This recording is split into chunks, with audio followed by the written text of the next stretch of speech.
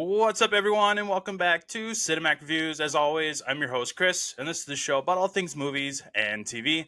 I got another awesome episode for you today. Today is part one of the double feature this week. First, we'll be joining Lilo and Stitch in Hawaii with the most recent Disney live-action remake. And then in part two, we'll be joining up with Ethan Hunt one last time for Mission Impossible: The Final Reckoning.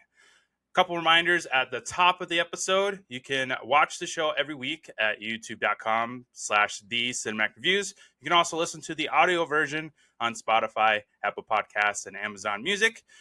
Hit for that follow or subscribe button to follow the show. It helps out a lot. And then you can also follow the show on Instagram, Facebook, and X. Just search for Cinematic Reviews and you can find the page there.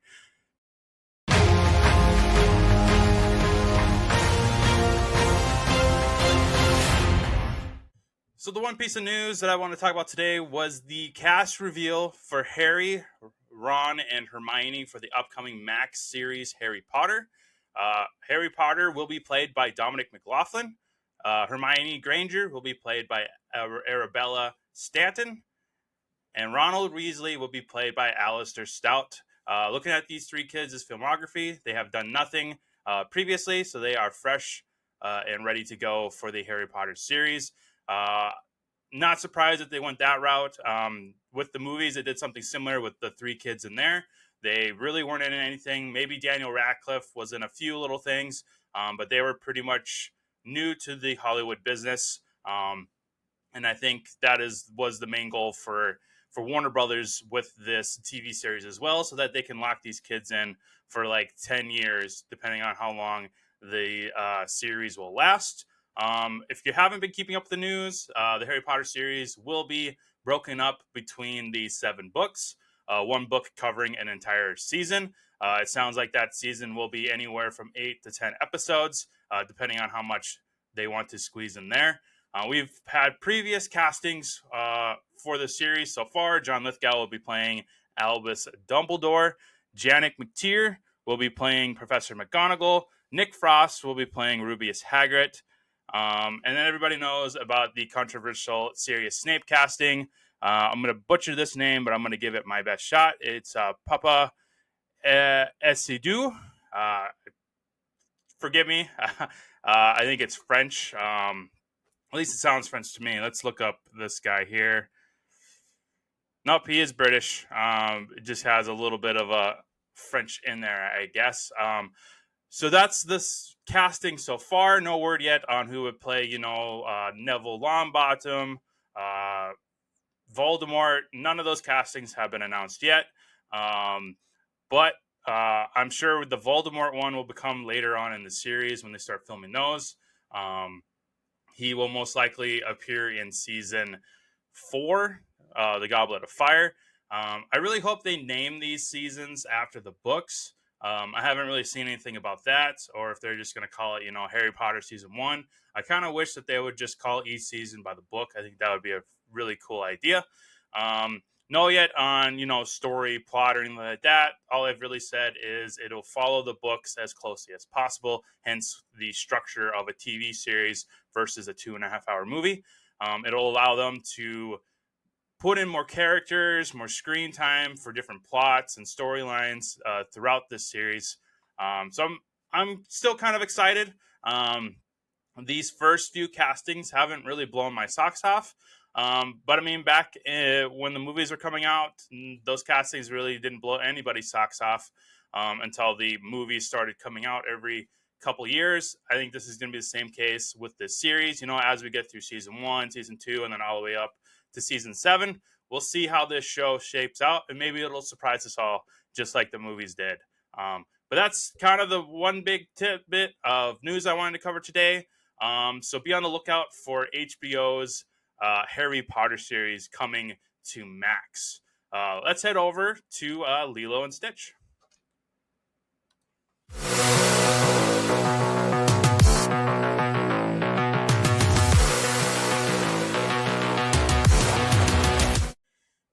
So the live-action Lilo and Stitch movie finally arrived in theaters a couple of weeks ago, and I really liked it. I know there's been a lot of bad reviews and backlash for this film for certain key plot points being left out and changed in this movie, and I'll touch up on those throughout today's episode. But I really enjoyed it. I had a lot of fun watching this in the theaters with my family. Lilo and Stitch, the animated movie, was a big part of my childhood. I watched it constantly. It's one of my favorite Disney movies of all time. Stitch is probably my favorite Disney character. Um, yeah, it's just I had a blast watching this. 31-year-old guy watching this with a whole bunch of kids. Very similar to when Toy Story 3 and Toy Story 4 came out, and then some of these other live action movies like Snow White, Aladdin, Beauty and the Beast. This is my childhood coming to life and sharing it with this generations of kids. Yeah, it's just a really fun time. It's killing it at the box office.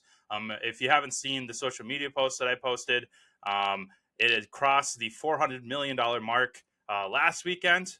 Numbers are still rolling in for this current weekend, but I would say this movie is really on track for 500,000, even in the 600 million range by the end of its run in the theaters. No word yet on when this will be on Disney Plus, but it will eventually come over to Disney Plus. Judging from the current timeline, we just got the Captain America Brave New World on Disney Plus last week. So that would put it, that came out in February. So you're looking at about a 3 to 4 month span. So this could probably sometime in August, maybe September, this will hit Disney Plus. If they're really eager to get subscriptions and numbers and all that, I could see them at the very earliest put Lilo and Stitch on Disney Plus sometime in end of July. But I think that's really, really too soon. I think with this being a huge summer blockbuster movie, they're going to try to milk out all the movie profits that they can, and probably wait until August to put this on Disney Plus. So go out and support this film. It's a fun time. Bring the family, bring the kids. It's a great time. It's a good, fun new take on the lore that is Lilo and Stitch. Kind of kicking things off, let's go through this cast. Very phenomenal cast. I was really surprised by how much I loved everybody in here. I know a couple of these castings were pretty controversial when they were revealed before the movie, but I think everybody did a solid part in there. Particularly, my first on the list here is Lilo, played by Mia Kalua. She is very fantastic as Lilo. I don't know if you've seen her interviews that she's been doing to promote the movie, but she's really adorable. She's basically a real life Lilo. I think casting Lilo was something that they needed to get right, and I think they did. I think they knocked it out of the park with Mia coming on as Lilo. Very eager to see her in potential sequels, which is being discussed at the moment.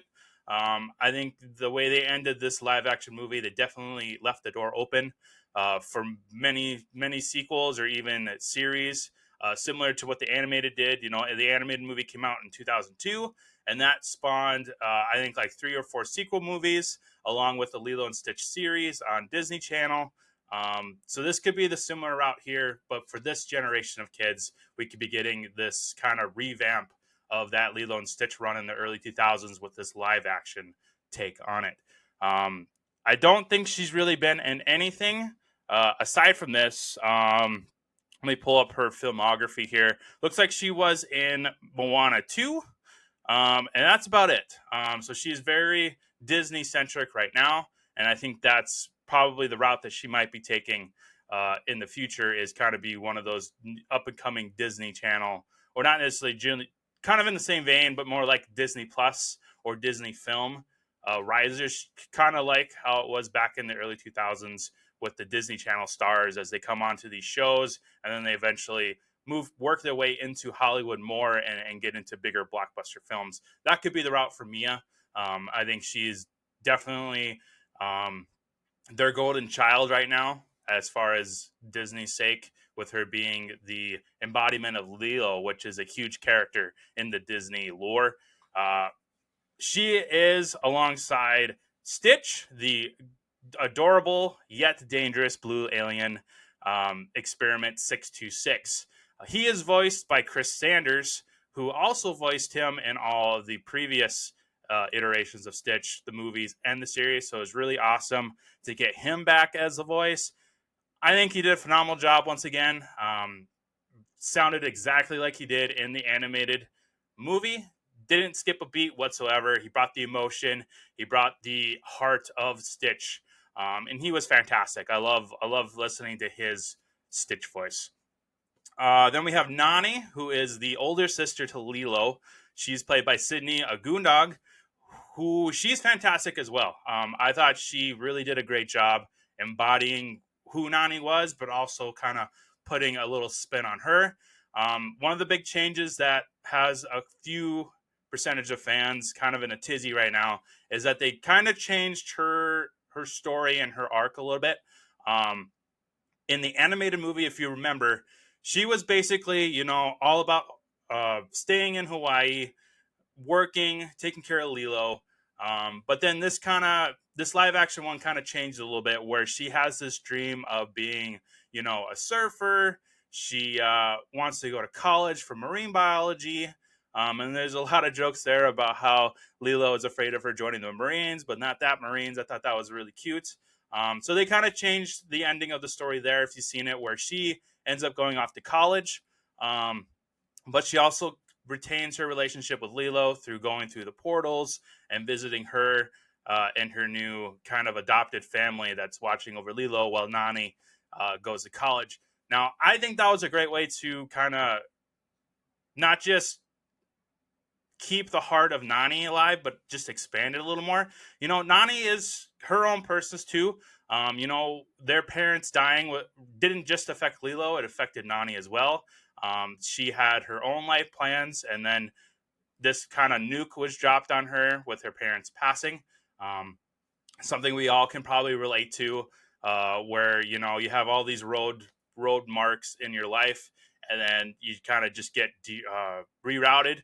But with the support of friends and family, you can go back onto that roadmap and get to your dreams. And her dreams, in this case, was to go to college, get a degree, and study marine biology back in Hawaii, which she had to go to San Diego, which is one of the best schools in the world for marine biology. So you can't really blame her for um, you know, going her own route for a few years, but also retaining her relationship with Lilo through the help of the portals and Pleakley and you know Bubbles and Tutu and David. So it's not just about Lilo and Nani, which is a huge part of the film. The two sisters, that was the heart of the first original, excuse me, animated film. But then also they expanded that family a little bit to where Tutu, if you remember her, she's played by Amy Hill.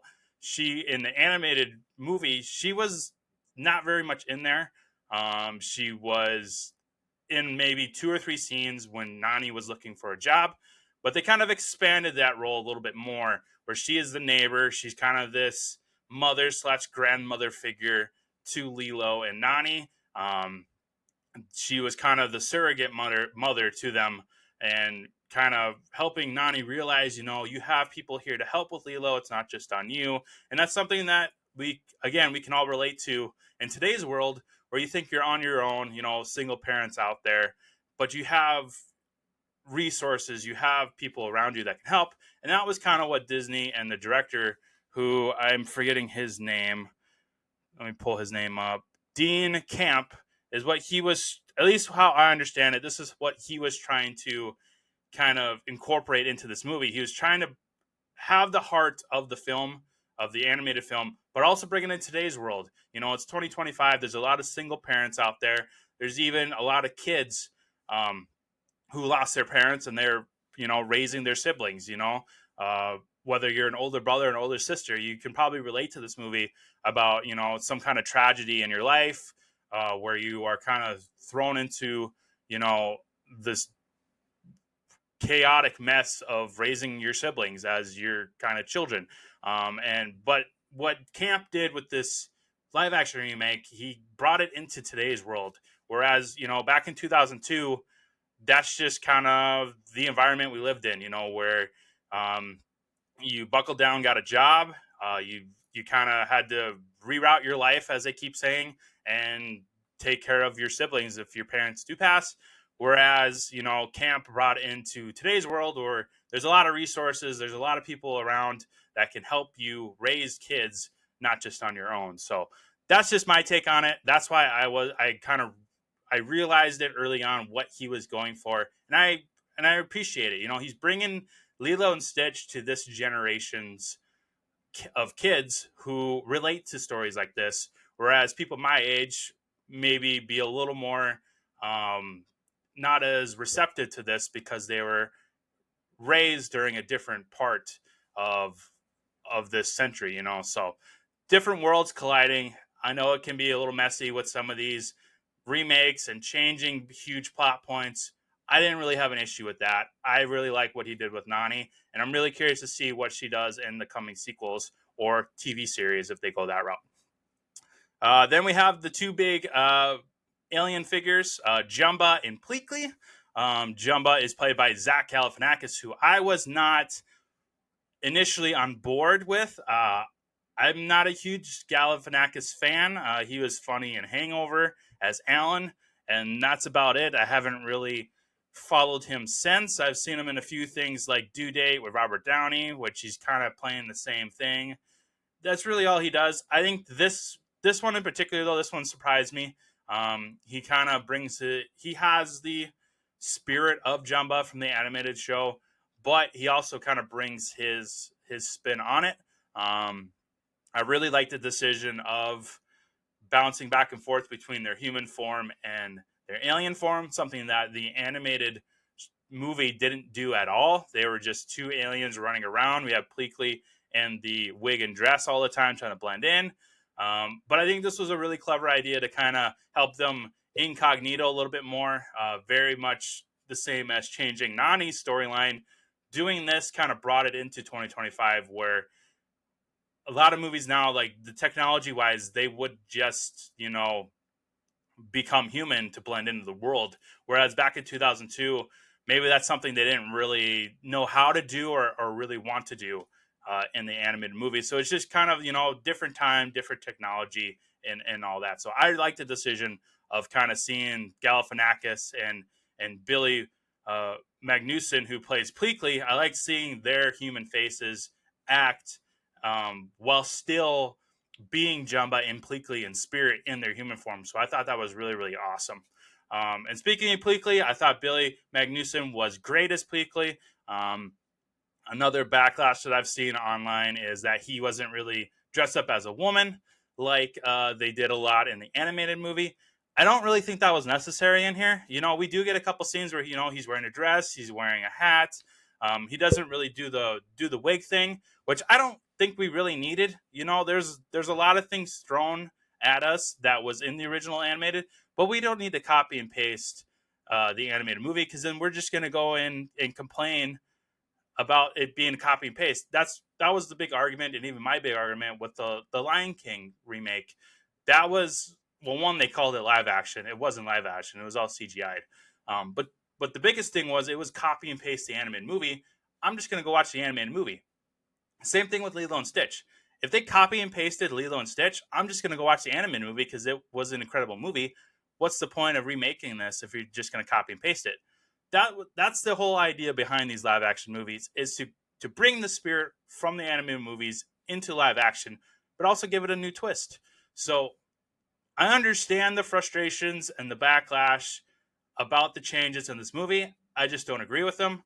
You kind of have to leave the animated movie where it is and just let it be its own thing and let this live action movie be its own thing. Don't It's not attached to the animated movie. It still has the spirit, but it's bringing it into this new generation of kids, like my sister, who prefers these live action ones. It's tough for me to get her to watch the animated versions of these movies. The only one I've been able to get her to watch is the Lilo and Stitch one because that's just how her brain is wired. That's what she's accustomed to. She's been exposed to all this live action stuff. So it's tough for her to go watch all these movies back in the 90s and early 2000s because that's just not how her brain is wired. Um, so that's what the idea behind these changes are for this film is to uh, make it so the kids today can relate to it while also leaving the spirit intact for us older moviegoers to relate to and reminisce on how we felt when we first saw the animated movies. So The changes are a lot. There's one big one that I'm going to get to, and I'm saving that for the end because that is the nuke that was dropped on everybody when they saw this. But I'll eventually get to there.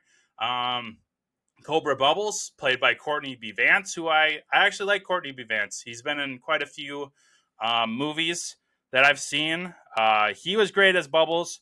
If you remember, Ving Rhames was the voice of Bubbles in the animated movie, which I absolutely loved, of Ring Vanes' take. But I also love Courtney's take. Um, he was previously in Percy Jackson. Um, he's been in some other uh, Disney shows. So he's very familiar with Disney, and he's been in a bunch of other movies in the past. But I really like his take on Bubbles. There again, they changed his backstory a little bit. Where, if you remember in the animated movie, Bubbles shows up to the house first as a social worker, but he ends up being, CIA or whatever for extraterrestrial life. And here we get that first visit from the social worker, who is the voice of the original Nani in the animated movie, which I really thought was a really cool callback to have her come in. And then Bubbles, kind of, who is also shows up, but not in the same manner. He's introduced as CIA already, and then he makes a call to headquarters to kind of create this cover as this director of the social worker in that area of Hawaii. So I thought that was a really neat change.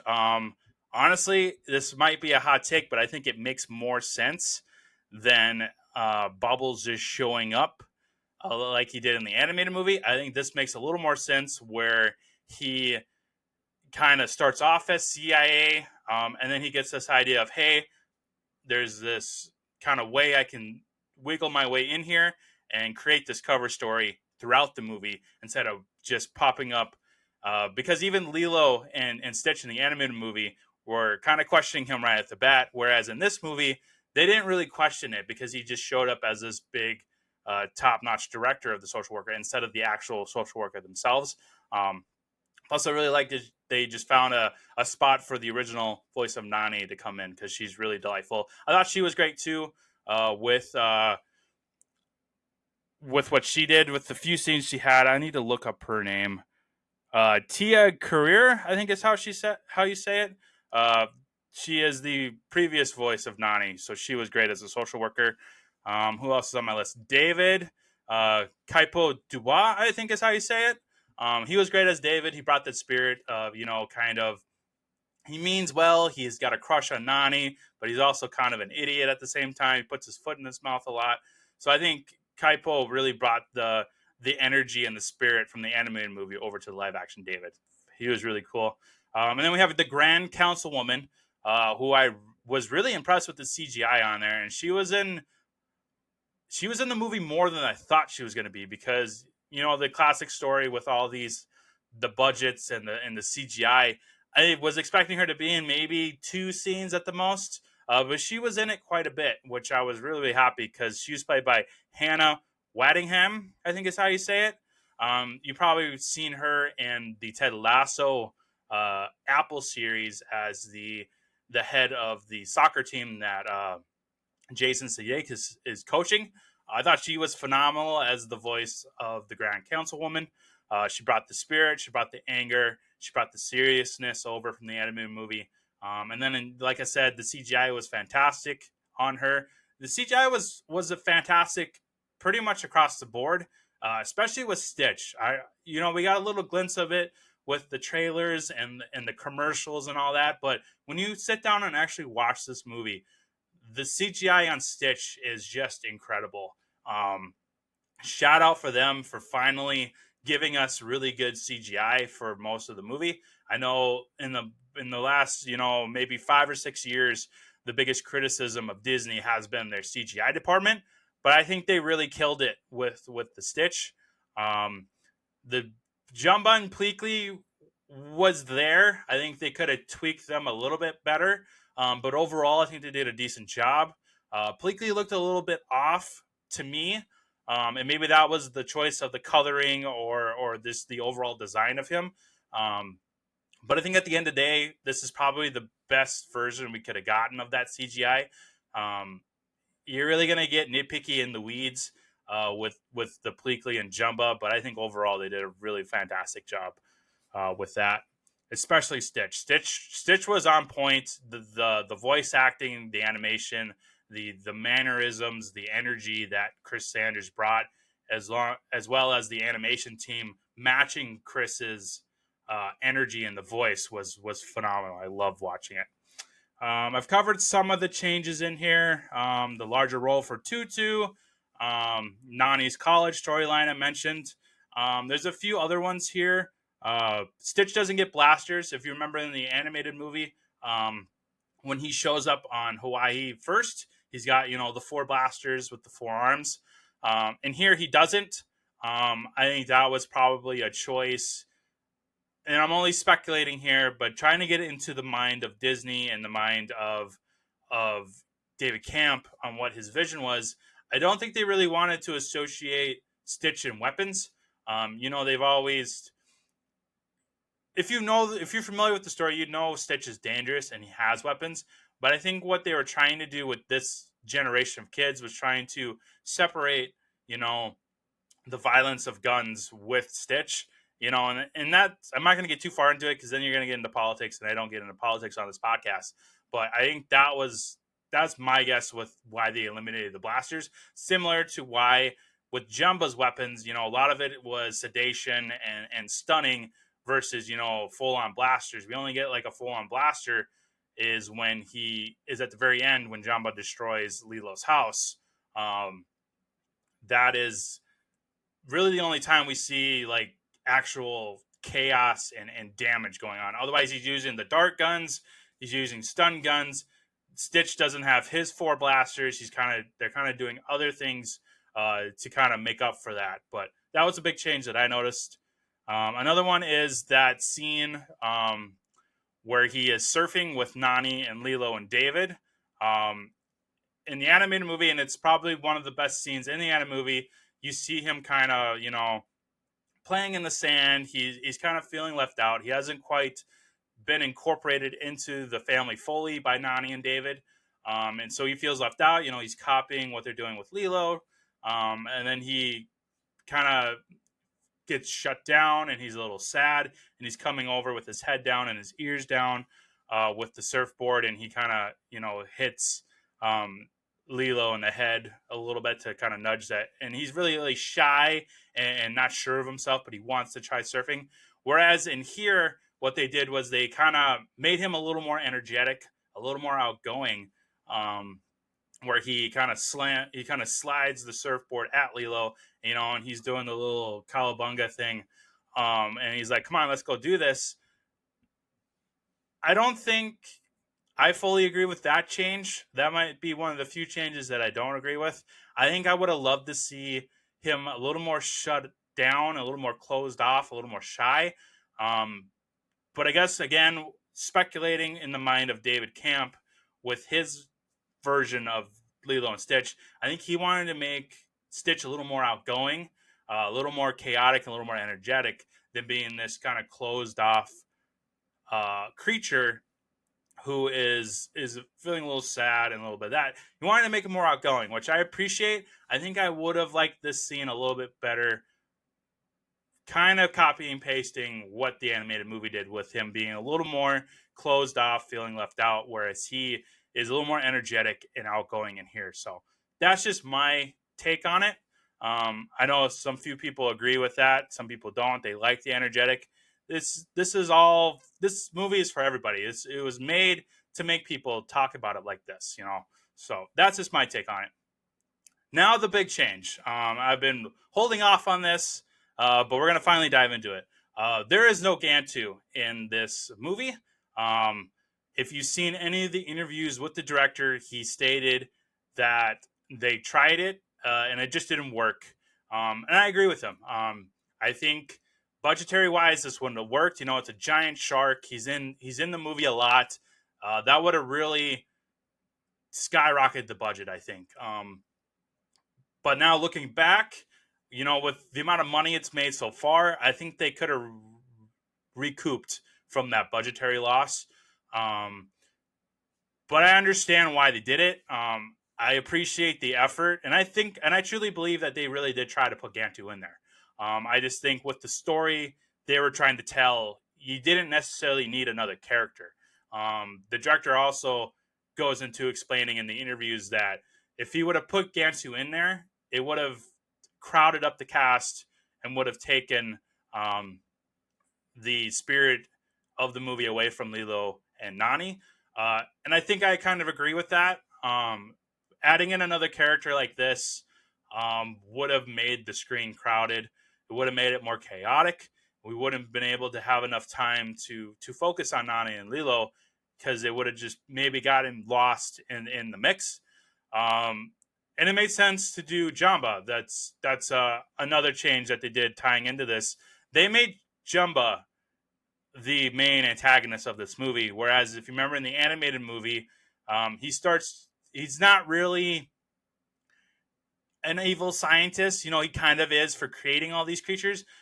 But even early on throughout the animated movie, you can tell that he's kind of like impressed and kind of intrigued with how Stitch is interacting with humans. And then eventually he becomes, you know, acquainted with the humans and then eventually kind of liking them, just like Pleakley, but not as drastically. It was more of a slow build up, whereas Pleakley, he's loved humans from the very beginning, particularly the mosquitoes, um, which I love that they brought that back in here with his obsession with mosquitoes.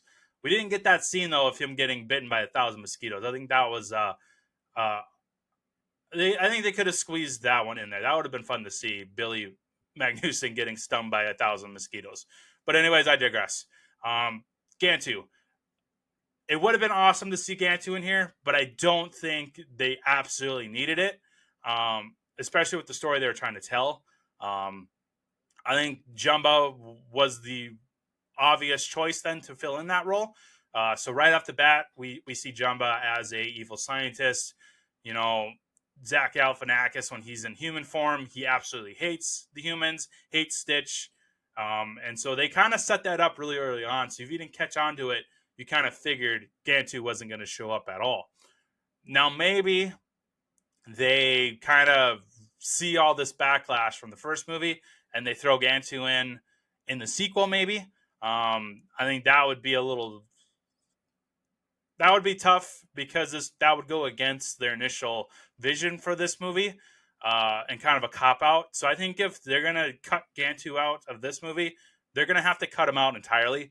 I don't want to see Disney go, "Hey, we screwed up with the first movie. Let's squeeze in Gantu in the sequel." I could very well see them doing that because it's a business and they want people to come to the theater. They want them to spend money. But I think it's just a cop out at this point. So if you're gonna plan on leaving Gantu out of this first movie, do not put him in the sequels. Um, but I'm just one podcast reviewer. There's no way Disney's gonna listen to me, but I think it's a bad idea if they go and turn it around and just cop out and put Gantu in the sequel. You need to commit to it. You need to put your feet in the ground. And I hope David Camp does the same thing where he realizes, like, hey, we cannot put Gantu in after we cut him out of the first movie. So that's my take. I know it's a hot take as well, along with the Nani thing. Yes, it sucks that Gantu wasn't here. I would have loved to see Gantu in here, but it's not the end of the world. I think what they did was they they just shifted it over to Jumbo, which makes sense, you know. Um, he's an evil scientist that created all these experiments, and we get a really cool kind of teaser where we get to see, I think it was 627 and 625 pop up on the screen there in the ship. That was really cool. So we could possibly getting a bunch more in sequels to come. But I'm fine with Gantu not being in this movie. It's not the end of the world. I still really, really love this movie. It's in contention for my top 5. It's in the running right now for uh, Kids and Family Movie of the Year in the Cinematic Awards. But yeah, it's the Gantu thing is not a make or break for me. I know a lot of people. That's when they realized that Gantu wasn't going to be in here. They just shut down. They didn't like the movie at all. They said, "Hey, it's another live action that Disney is changing the lure on." I'm not on that side. A lot of people are comparing it to the Mushu thing. I don't think this is in the same realm as the Mushu thing with Mulan. Mushu was like half the movie in Mulan. Cutting Gantu out here seems like it's half the movie, but it's really not, because you have Jumba there where you can just kind of shift that over to Jumba. It kind of makes sense with Jumba being an evil scientist that created these, experiments. He's gonna be a crazy, chaotic, evil person. I believe it more than him suddenly turning into goody goody nice with the humans, which I know, being a huge Lilo and Stitch fan, that probably sounds weird coming from me. But that's just how my brain works. I'm not bothered by this Gantu thing at all. I'm bummed out, but it's not the end of the world. I think it's really good movie, really good retelling of the classic Lilo and Stitch story. So not bothered by it at all. Speaking of the spirit of the movie, the music. The music was fantastic, especially my favorite song in the movie, Hawaiian Roller Coaster Ride, which you've probably seen on the TikToks and the Snapchats of that part of the movie. I love the music. It brought back memories for me watching that animated movie. I think they did a really, really good job at protecting the spirit of the movie. That was the music, the Elvis songs, all that. I love that they tweaked it a little bit, but they kept the spirit of that scene in where they have Stitch touch the vinyl record and Lilo opens up his mouth for the music to come out. I thought that was great. I know they changed it where in the original movie, Nani was sleeping in bed and they woke her up, whereas here she was eating dinner. She wasn't really paying attention to it, whereas in the animated movie, she watched the entire thing because she kind of had to because she was in bed. That's a nitpicky thing that doesn't bother me either. They still kept the spirit of that scene in there, and I absolutely loved it. That's a good segue over to the iconic moments that I wrote down from the animated movie. I touched on the vinyl player. Another one is the Stitch saying hi for the first time. Absolutely fantastic. I think the animation was perfect for that. I think Chris Sanders brought the energy and the spirit back for that because that's a huge moment in the original movie, and it's a huge moment in this movie as well, where he's speaking for the first time to Lilo, and she's just memorized that this creature can speak English to her. It was really good. It kept the spirit, which I'm really, really glad. Stitch versus the DNA blasters at the very, very beginning. Again, I know the change was that Gantu was not in there. Not a big deal. But they still kept that iconic moment where he's realizing that it's DNA based. He's drooling. So he spits at one of the guards there and the blaster starts shooting out at him. It was a great scene.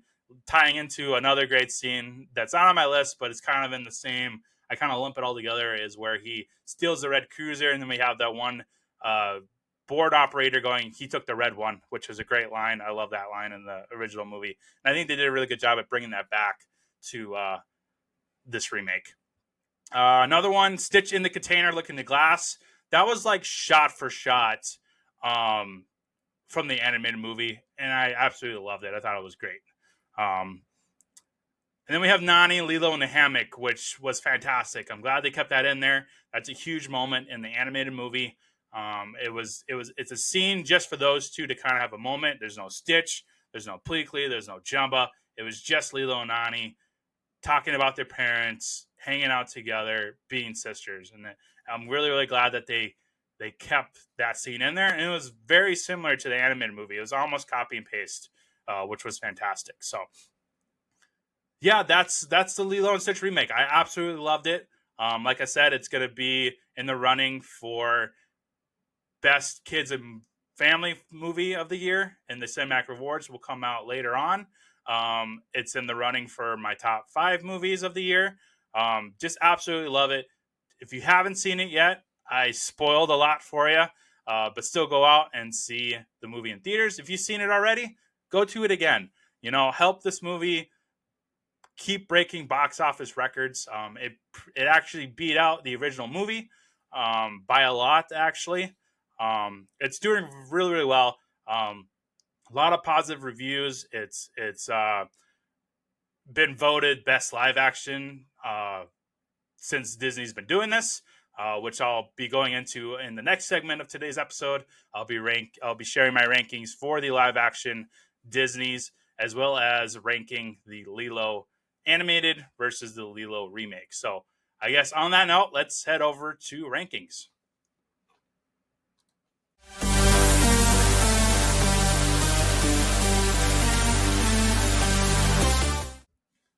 Alrighty, I'm going to pull up my Disney live action rankings here.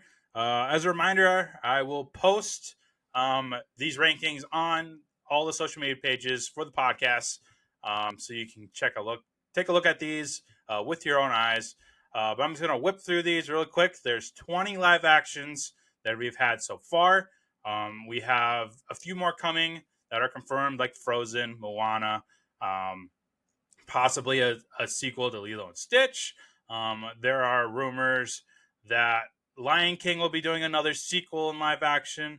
And I know a few articles have stated that, Tangled is one that they're looking at. They've talked about doing what was the other one? Brother Bear, I think, was one. They've got a whole long list of ideas that they want to do for live action. Pretty soon, all the movies that we've grown up with is probably going to have a live action at some point. Cars, I don't see how they can do Cars. Toy Story, I don't think you can do that one. That would be kind of tough to do because it's pretty much untouchable as far as doing any kind of live action. The only live action that would be in there would be like Andy and his mom, but that's like 2 seconds. What's the point of doing that? But I wouldn't be surprised, with the way Disney's doing things now. We could possibly be getting a Toy Story quote unquote live action, which it wouldn't be. But I guess we'll see what happens. Frozen and Moana are for sure the ones that they want to do. Moana is currently filming. I think Frozen will probably be the one right after it. And then it's up for grabs, really. Maybe they do a sequel to Aladdin. They'll hopefully do a Stitch sequel, which I think they're already talking about. It might even be in pre-production because this movie is just raking in the money at this point. So might as well do a sequel. Same thing with The Lion King. It was the same story with The Lion King. That made a lot of money. So they came out with Mufasa The Lion King, which I'll get to on this list. Not a big fan of. So, kicking off the rankings, we have number 1. It's Lilo and Stitch. I agree with all the reviews, all the headlines, all the social media posts. This is the best live action that we have done. That Disney has done. It kept the spirit of the movie. The cast was great. The story was fantastic. This is the best live action we got to.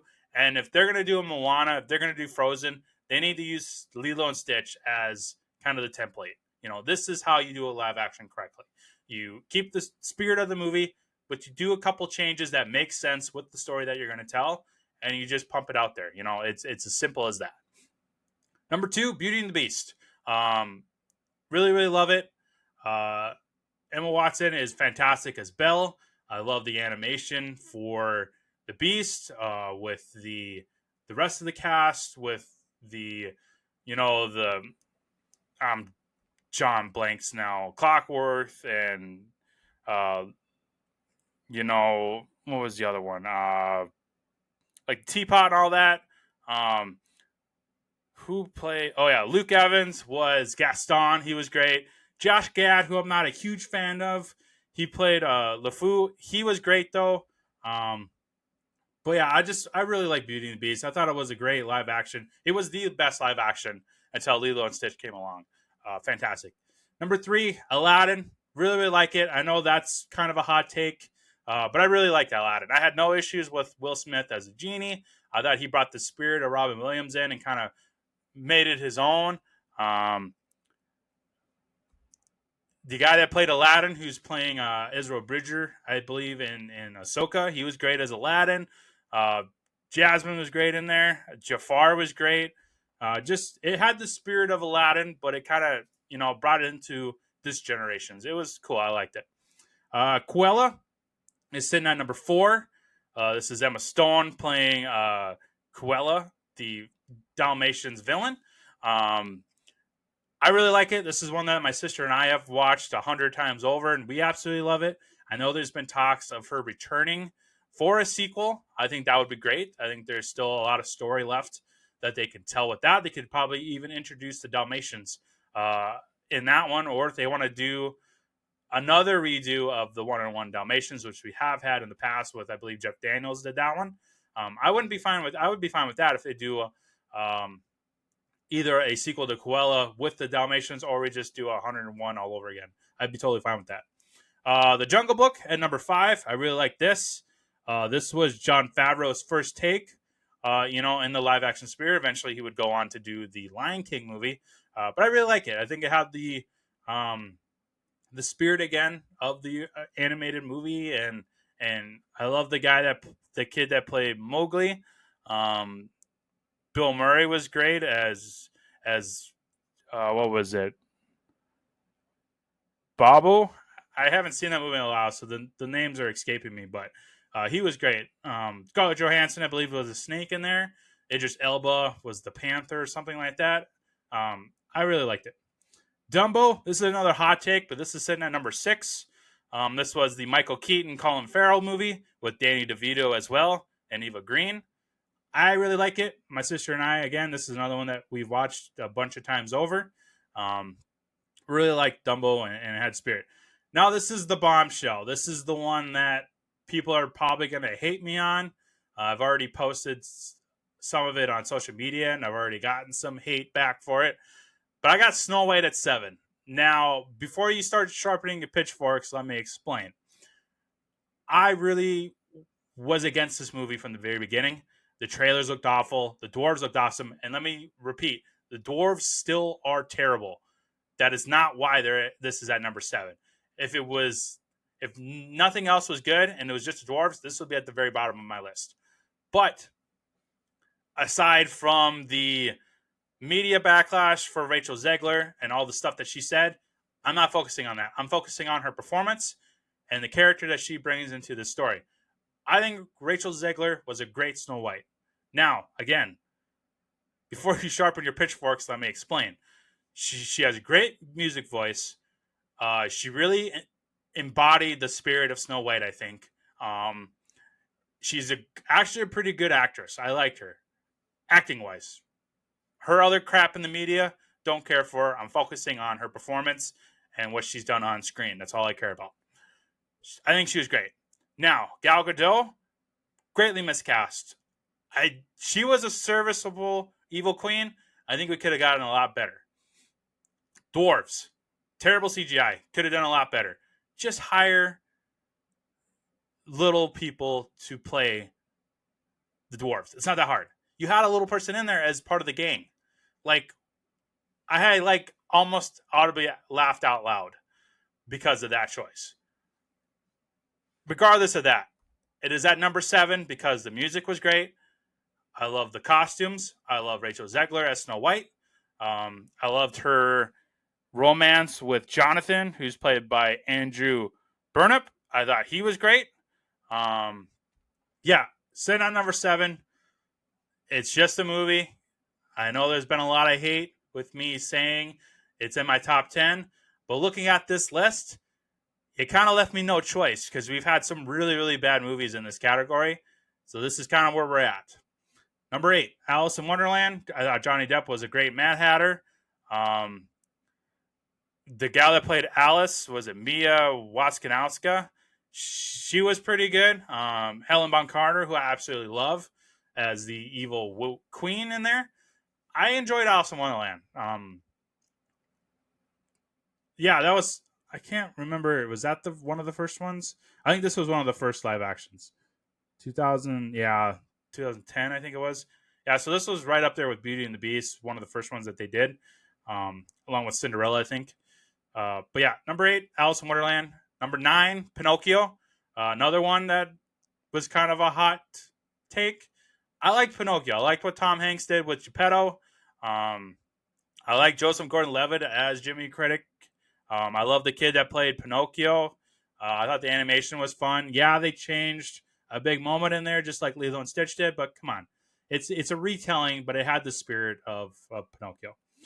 Number 10, Maleficent, which my sister absolutely loves. I think she made her very happy. It'll make her very happy when she finds out that it's in my top 10. Angelina Jolie was really good. I enjoyed this movie. Ellie Fanning was great. my dude, Shirito Copley. I can never say his name right, but I love that guy. The guy from District 9. He was great as the king. 11, Peach Dragon. Uh, I was never really attached to the animated movie. I liked this live action movie. I thought it was a lot of fun. I've only seen it the one time though, but I thought it was great. Bryce Dallas Howard, Robert Redford. The cast was great. I really liked it. 13, Alice Through the Looking Glass. This is a sequel to Alice in Wonderland. Again, Johnny Depp was fun as the Mad Hatter. Mia was great as Alice. Helba Carter returns as the Queen. Anne Hathaway is in here as another Queen. I had a lot of fun with it. 13, we got Cinderella. I actually finally watched this a few months ago, kind of leading into Lilo and Stitch. I was rewatching some of these that I haven't seen in a long time, and I never watched Cinderella until this year, and I was pretty impressed with it. It was fun. 14, Lady and the Tramp. Only seen that once, but it was pretty good. Lion King. It was all right. I would much rather watch the animated movie because this was pretty much copy and paste the animated movie. I think the animated movie was more fun, more colorful. This was more like, let's get real. This is what the African wilderness looks like. I expected more from Jon Favreau, though. I mean, the singing was pretty good, but that's about it. I expected more from, The Lion King, which was a huge movie when I was a kid. So yeah, this was pretty lacking in that department. 16, I finally watched Mufasa 2. Not great. I was not a huge fan of it. I know a lot of people love it. It's right up there with the Lion King remake. Just didn't do it for me. 17, Maleficent, Mistress of Evil. This is of course a sequel to Maleficent. Not great. I kind of expected more with it being a sequel to that movie, which I liked. So that's why it's at the bottom. Mulan, just a bad movie overall. No Mushu, which I know, like I said before, some people consider it in the same world as Gantu. I don't. I think they did a better job at making up for Gantu. Mulan, they didn't. There was no excuse not to have Mushu in there. But it's aside from that, it was the movie overall. It turned into a Marvel superhero movie, which is not what Mulan is. It drove away from the spirit of Mulan. Like it had, you could have just slapped a different name on it. It would have been a better movie. But the fact that you tagged it Mulan and tried to make it a Mulan movie, that's why it's towards the bottom of this list. It's just a bad Mulan movie. 16, The Little Mermaid. This is another hot take, but in reverse. I did not care for The Little Mermaid. I saw this in 3D with my family. I could not stand it. I haven't watched it since. It's just, it gets away from the spirit of the animated movie. I think who played Ariel in there? Haley Bailey. I think she's got a great singing voice, but she was greatly miscast. I love Javier Bardem. Greatly miscast. Melissa McCarthy had no business being in this movie, even though I love her as a comedian. She greatly miscast. Like, this movie was just terrible all around. And then at 20, Peter Pan and Wendy, which hurts me because I like the Peter Pan story. This was terrible. This was a Disney Plus exclusively released. This was not released in theaters, and thank God it wasn't, because this was horrible. Jude Law, I like Jude Law. I think he was a terrible Hook. Didn't care much for the Peter Pan actor. What's his name? Alexander Maloney. Didn't care for him. The actress for Wendy, Ever Anderson, didn't really care for that performance either. The story was bad. It just didn't have the spirit of the original Peter Pan, and it's just a shame because I love that story. So that is at the bottom of the list. So that is my rankings. Again, I will post these on the social media page. So just search for Cinematic Views and you can see all my rankings that I post on there after all these episodes release. And then to finish off today's episode, it's the big question. Lilo and Stitch, the animated movie, versus Lilo and Stitch, the remake.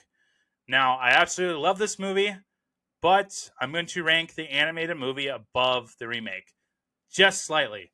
I can't wait to do double features of watching the animated movie and then live action at home when it's eventually released to OWN and on Disney Plus. But I think the animated still beats it out by a little bit, just because it's probably one of the best movies, if not the best, that Disney has ever done. I think the remake was a really good follow up to it. And the fact that I'm saying it's like razor thin, like I'm talking like millimeters. Like I could interchangeably depending on how I feel. That's how really good that they did on this remake. But I will put Lilo and Stitch animated original above the remake ever so slightly. So I will post that on social media as well. Um, that's it for today's Lilo and Stitch episode. Part two of this double feature for this week will be coming uh, next. That is Mission Impossible: The Final Reckoning, which is the final installment of the Mission Impossible franchise starring Tom Cruise. So be on the lookout for that one. That'll be releasing at the same time as this episode, so you can watch them back to back as two parts. So that's it for today's. Remember, Meega, not la kweesta, everybody. See you next time.